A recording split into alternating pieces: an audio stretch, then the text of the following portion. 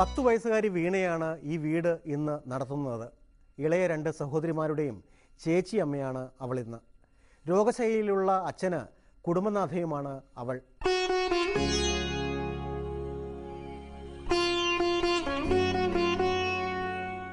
ചുമരിൽ വരച്ചിട്ട ഈ ചിത്രങ്ങളിലെല്ലാം ഒരമ്മയുടെ സാന്നിധ്യം നിറഞ്ഞു കാണാം. കാരണം ഇതെല്ലാം കോറിയിട്ട കൈകൾ കൊതിക്കുന്നത് അമ്മയുടെ സ്നേഹമാണ്. തിരുവനന്തപുരം ജില്ലയിൽ ബാലരാമപുരത്തിനടുത്ത് പള്ളിച്ചൽ മുക്കം പാലമുഴ കിടങ്ങിൽ വീട്ടിൽ ശ്രീകുമാറിന്റെ പറക്കമുറ്റാത്ത 3 പെൺമക്കൾ.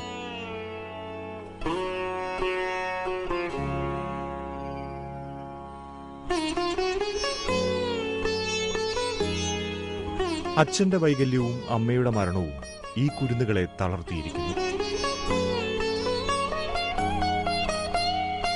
11 വർഷം മുൻപാണ് ശ്രീകുമാർ തങ്കത്തെ വിവാഹം കഴിച്ചത്. 3 മക്കൾ, വീണയും വിദ്യയും വിജിതയും. ഓട്ടോ ഡ്രൈവറായിരുന്ന ശ്രീകുമാറിന് പ്രമേഹം ബാധിച്ചതിനെ തുടർന്ന് 6 മാസം മുമ്പ് ഇടതുകാൽ മുറിച്ചു മാറ്റേണ്ടി വന്നു. ഇതോടെ കുടുംബത്തിന്റെ ഭാരം തങ്കം ഏറ്റെടുത്തു. കൂലിപ്പണിയായിരുന്നു ജീവിതമാർഗം. രാവിലെ 8 മണിക്ക് മുമ്പേ എല്ലാം വേവിച്ച് പിറക്കി വെച്ചിട്ട് പോവും പണിക്ക്. പിന്നെ ഉച്ച കഴിഞ്ഞ് വരും. പുതിയ പ്രതീക്ഷകളുമായാണ് തങ്കം തൊഴിലുറപ്പ് പദ്ധതി പ്രകാരമുള്ള ജോലിക്ക് പോയത്. ഏറ്റവും ഒടുവിൽ കനാൽ ശുചീകരണ പ്രവൃത്തിയായിരുന്നു. ഇതിനിടയിൽ പനി പിടിച്ചെങ്കിലും കാര്യമാക്കിയില്ല. സുഖമില്ല എന്ന് പറഞ്ഞ് അങ്ങനെ ആശുപത്രിയിൽ ഹെൽത്ത് സെൻ്ററിൽ കൊണ്ടുപോയി.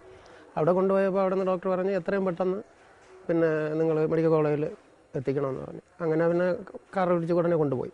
അവിടെ കൊണ്ടുവന്ന് അവർ അപ്പോഴും തന്നെ ഐ സിയിൽ കയറ്റിയതിന് ശേഷം ഡോക്ടർ പറഞ്ഞ് പിന്നെ ഇത് 20 ദിവസം ആയിരിക്കുകയാണ് ഈ പനിയായിട്ട്.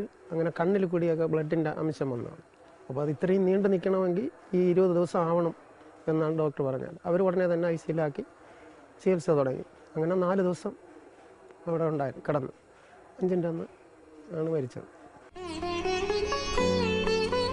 തങ്കത്തിന്റെ മരണത്തോടെ ഈ കുരുന്നുകളും ശ്രീകുമാറും ആരോരുമില്ലാത്തവരായി. 10 വയസ്സുകാരി വീണയാണ് ഇപ്പോൾ കുടുംബനാഥ.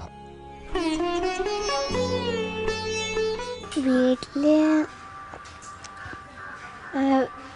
അപ്പയൊക്കെ നോക്കും, അച്ഛൻ്റെ കാര്യങ്ങളെല്ലാം നോക്കും, ഇതൊക്കെ ചെയ്യും. വീട്ടുകാര്യങ്ങൾ നോക്കും, ഇതൊക്കെ തന്നെയാണ് ഞാൻ ചെയ്യണം. ചോറൊക്കെ കൊടുക്കും, കുളിപ്പിക്കും, എല്ലാം ചെയ്യും.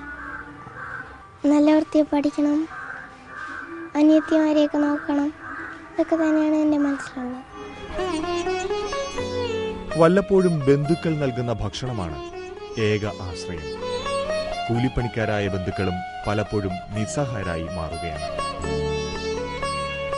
ബന്ധുക്കൾക്ക് എന്തായാലും ഒരുപാട് സഹായിക്കാനൊന്നും പറ്റില്ല. ഇപ്പോൾ നാട്ടുകാർ ബന്ധുക്കളൊക്കെ കൂടെ ഇപ്പോഴും 3 മക്കളായി അവരെ സഹായിക്കും. ഇനി ഒരുപാട് കാലം അത് സഹായിക്കാൻ ഉള്ള ബുദ്ധിമുട്ടുണ്ട്. അതിനെപ്പറ്റി ഇനി എന്താണെന്ന് നമ്മളെല്ലാവരും കൂടെ ഒന്നുകൂടെ തീരുമാനിച്ച് ചെയ്യാനേ പറ്റുള്ളൂ.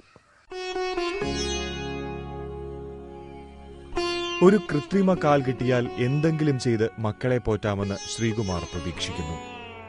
നിസ്സഹായനായ ഈ അച്ഛന് അതിൽ കൂടുതൽ കൊതിക്കാനാവില്ലല്ലോ. ഉണ്ട്, പുറത്ത് കാണിച്ചിട്ടും വലിയ ഇതൊന്നുമില്ല. മുമ്പോട്ടൊന്നുള്ള പ്രതീക്ഷയല്ല. കാലിന് എഴുതി കൊടുത്തിട്ടുണ്ട്. കാല് കെട്ടിയാൽ എന്തെങ്കിലും ഒരു തൊഴിൽ ചെയ്യണം. കാര്യങ്ങളിങ്ങനെ എല്ലാവരും ഒക്കെ ഉള്ള ഒരു സഹായങ്ങളൊക്കെ ഉള്ളൂ. കളിച്ചു നടക്കേണ്ട പ്രായത്തിൽ ഒരു കുടുംബത്തിന്റെ നാഥയാവുകയാണ് വീണ. ചേച്ചിയുടെ കഷ്ടപ്പാട് തിരിച്ചറിഞ്ഞായിരിക്കണം വിദ്യയും വിജിതയും കുസൃതികൾ കാട്ടാറേയില്ല. ചേച്ചിയെ സങ്കടപ്പെടുത്താൻ അവർക്ക് മനസ്സു വരുന്നതെങ്ങനെ?